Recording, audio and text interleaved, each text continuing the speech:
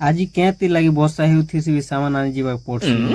2 दिन हला बर्षा हेउथिसी बेले दुकान सामान नहीं आनी जीते ना तो लोक मने एंती कर मैगी नउथि सजे आर अंडा नउथि सजे सामान सरी जीते तो हेती लगी मुई बर्षा हेउथिसी भी सामान आनी जीवा के भारसी जूनागढ़ गले सामान किणी कुणा पकासी तापर रोसे घर लगी जाली गोड़े भी दरकार थी बेले किणी पकासी तापर अंडा भी किणी पकासी सबू सामान किणी सारले ऑटो के डाकसी ऑटो डाकी सारला बेल के सबू सामान के लदी लुदा देसी लदी सारले आके खण गले रोसे घर लगी झरका गोटे भी नबार थी बेले